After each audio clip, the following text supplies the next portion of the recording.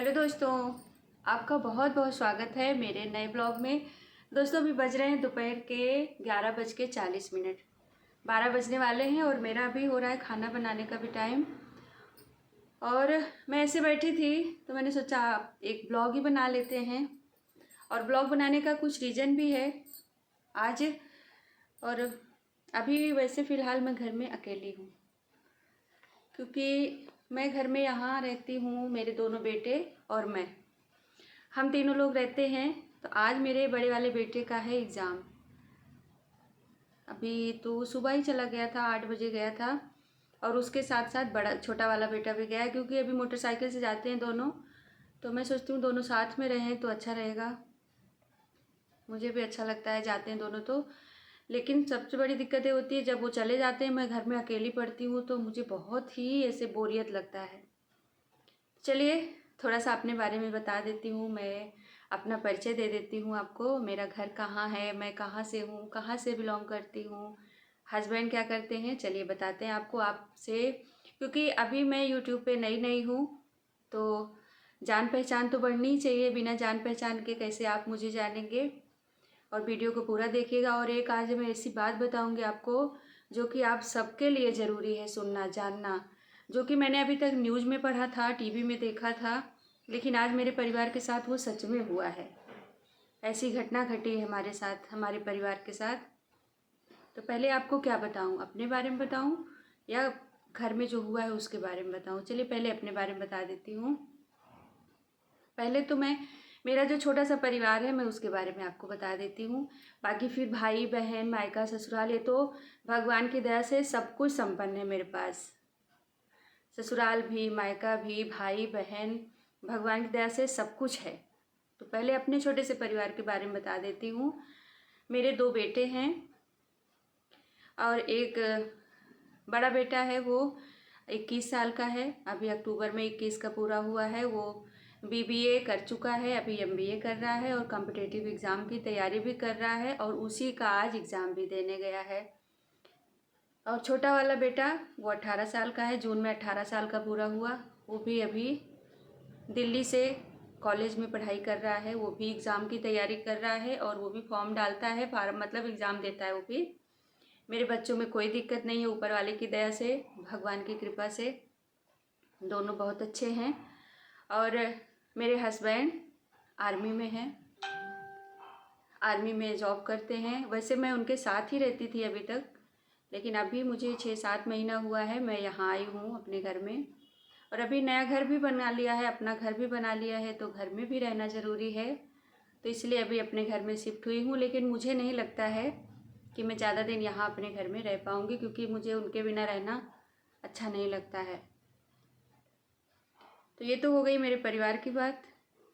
पति आर्मी में है, बच्चों के बारे में बता ही दिया मैंने। मैं हाउस वाइफ हूँ, मैं कुछ काम कर मतलब बाहर कोई जॉब नहीं करती, कोई काम नहीं करती। मैं हाउस वाइफ हूँ, मैं घर में ही रहती हूँ, अपना घर संभालती हूँ। और वो भी मेरे हिसाब से वो भी बहुत बड़ी जॉब ही है, बहुत बड़ा काम ही है। तो किसी दिन आपको मोबाइल में कुछ नोटिफिकेशन आता रहता है, इसको बंद कर देती हूँ।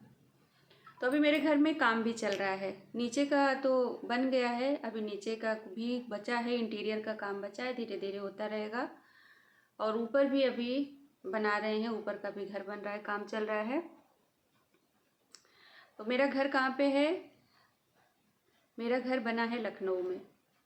वैसे मेरा घर ऐसे प्रॉपर गांव में भी है, अमेठी पड़ता है। अमेठी अगर आप लोग जो जानते होंगे तो मेरा अमेठी घर पड़ता है। लेकिन शुरू से ही बच्चे बाहर रह आए हैं साथ में, तो अभी गांव में रहना इतना उनको अच्छा भी नहीं लगता। और शहर के जितना सुविधा गांव में मिल नहीं पाती है, तो इस चक्कर में भी यहाँ पे हम लोग शिफ्ट हुए हैं। गांव में सास ससुर और भी हैं, परिवार है पूरा, गांव में रहते हैं। वो लोग का भी आना जाना रहता है, हम लोग भी आते जाते रहते हैं। तो ये था मेरा परिवार, मतलब ये है मेरा परिवार छोटा सा। बाकी आपको अपने परिवार से मिलाऊंगी भी, अगर कभी मौका लगा, वो लोग आए या फिर मैं गई तो आप लोग को मिलाऊंगी भी और उनसे बात भी कराऊंगी। तो मैं आप लोगों से यही बोलूँगी कि प्लीज़ मेरा सपोर्ट कीजिए अगर आप मेरे चैनल पे जाके देखेंगे तो मैं एकदम नई, मतलब अभी नया नया चैनल है मेरा, अभी थोड़े से ही सब्सक्राइबर हैं, लेकिन अगर आप लोग का सपोर्ट रहेगा, प्यार रहेगा, धीरे धीरे बढ़ता रहेगा। तो प्लीज़ सपोर्ट करिएगा, प्यार दीजिएगा। अब मैं आपको बताती हूँ मेरे घर में आज क्या हुआ है। ऐसी घटना हुई है जिसके बारे में आप सबको भी होशियार रहना चाहिए, सचेत रहना चाहिए। और हाँ, ये चीज़ें ज़्यादातर सीनियर सिटीजन जो हैं उनके साथ ही हो रही है और उनके साथ ही होती है ये। तो अभी मैं बैठी थी सुबह, करीब 10 साढ़े 10 बजे की बात है। हाँ, साढ़े 10 बज रहे होंगे। मैंने उस टाइम नाश्ता नहीं किया था या फिर नाश्ता कर लिया था, पता नहीं, याद नहीं है। तो मैं बैठी थी, मेरे घर से मेरे चाचा का फ़ोन आया। अब ये जैसे किसी को हमारे घर में है, कुछ भी प्रॉब्लम होती है, कुछ भी दिक्कत होती है, मेरा बड़ा बेटा है, उसको ये सब चीज़ के बारे में ज़्यादा जानकारी है, तो तुरंत लोग उससे बात करना चाहते हैं, पूछना चाहते हैं कि क्या हुआ, कैसे हुआ। तो मेरे पास फ़ोन आया और मेरे चाचा ने फ़ोन किया तो बहुत घबराए हुए थे। तो मुझे पता चल गया, उनकी बात सुन के, उनकी आवाज़ सुन के मुझे पता चल जाता है कि वो किस सिचुएशन में हैं और किस तरह से फ़ोन किया है और क्यों मेरे से ऐसे बात कर रहे हैं। मतलब उनकी आवाज़ से ही मुझे उनका सब पता चल जाता है। तो मेरे से पूछे कि सागर कहाँ हैं, तो मैंने बोला कि सागर तो एग्ज़ाम देने गए, उनका एग्ज़ाम है, वो 1:30 बजे तक आएंगे, 1:30-2 बजे तक। फिर मुझे लगा कि ये किसी परेशानी में हैं, तो इसलिए मैंने बोला क्या बात है, मुझे बताओ। तो बताने लगे। अब आप समझिए, वो इस तरह से मेरे से बात कर रहे थे, इस तरह बता रहे थे कि उनका हाथ पैर काँप रहा था पूरा। इतने घबराए हुए थे कि पूरा हाथ पैर उनका काँप रहा था। और मैं क्या करूं, मैं दूर हूं, इतना न तुरंत जा नहीं सकती थी, नहीं तो इतनी घबराहट में तो मेरा मन किया कि मैं तुरंत चली जाऊं। अब सुनिए आप लोग कि हुआ क्या था। तो मैंने पूछा कि क्या हुआ, क्या बात है, तो उन्होंने बताया कि बिटिया अभी मेरे पास एक फ़ोन आया था। मैं बोली, तो बोले उसमें फ़ोन आया था तो उन्होंने बोला कि मैं क्राइम ब्रांच से बोल रहा हूँ और आपके नाती नाती मतलब मेरे भाई का बेटा है, वो भी 10th में पढ़ता है। तो बोला कि आपका नाती जो है वो फ़ोन चलाता है और उसमें वो गंदी गंदी चीज़ें देखता है, इसी वजह से हम क्राइम ब्रांच से बोल रहे हैं और उसको अरेस्ट करने आ रहे हैं।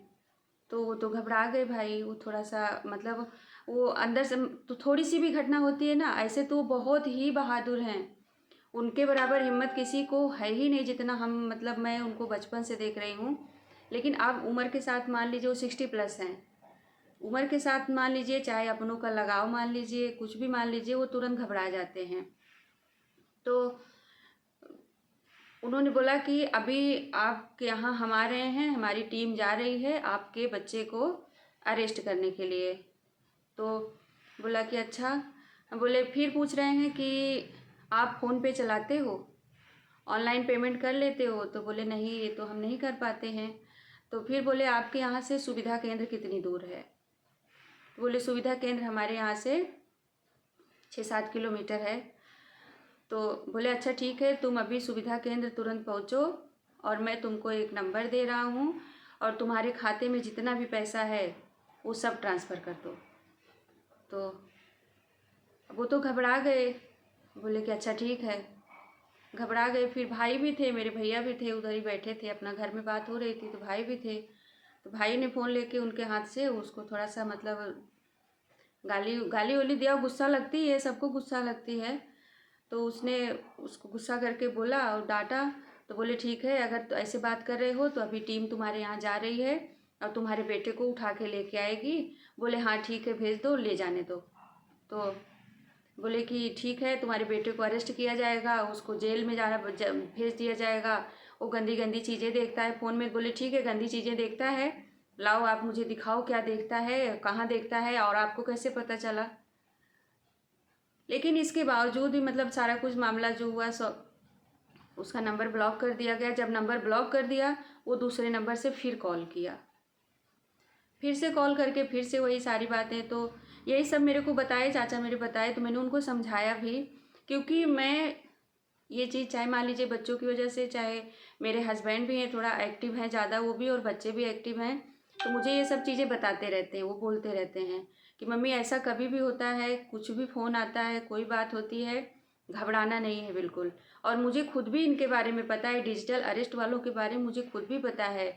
आए दिन कुछ ना कुछ कहीं ना कहीं होता ही रहता है। मैंने कितनी कहानियाँ मतलब इन लोग की बातें सुन ऐसे पढ़ी है, न्यूज़ में आया हुआ, कितने बड़े बड़े लोगों को, सीनियर लोगों को ये लोग अरेस्ट कर लेते हैं, सारा अकाउंट खाली करवा देते हैं। तो मैं उनको समझाई तो बहुत, मैंने बोला कि ठीक है आप परेशान मत हो, अभी सागर आएंगे, और जब तक वो सागर से बात नहीं कर लेंगे तब तक उनके मन को चैन नहीं पड़ेगा।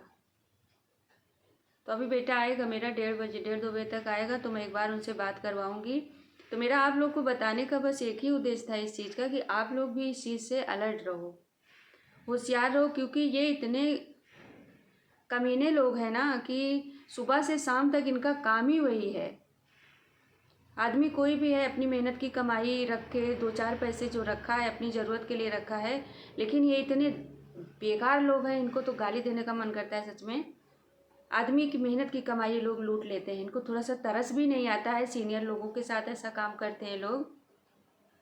तो आप लोग बिल्कुल अलर्ट रहिए, कभी भी ऐसा फ़ोन आता है, कुछ भी होता है ऐसी बात, तो पहले तो आप लोग इनसे बात ही मत करिए, क्योंकि ये इतने मतलब क्या बोलते हैं, इनको टैलेंटेड बोला जाएगा।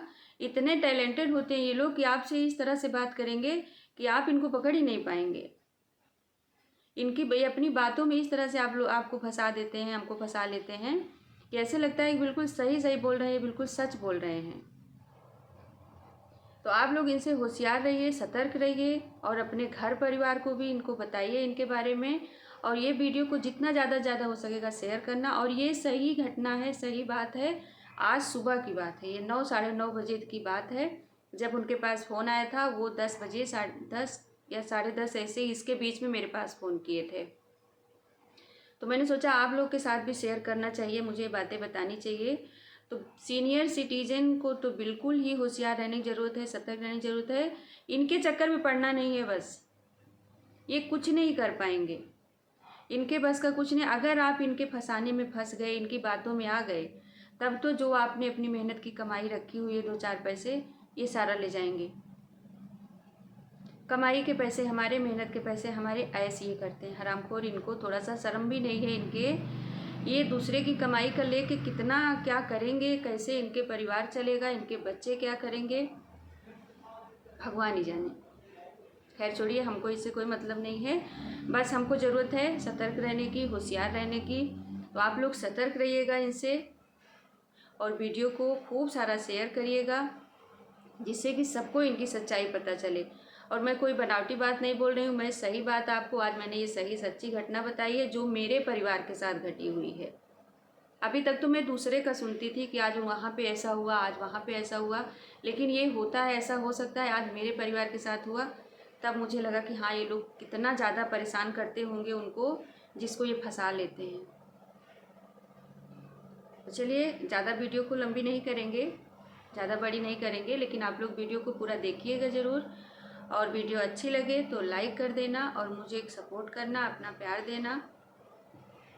फिर मिलेंगे अगली वीडियो में, तब तक के लिए बाय बाय, राधे राधे, जय श्री कृष्ण।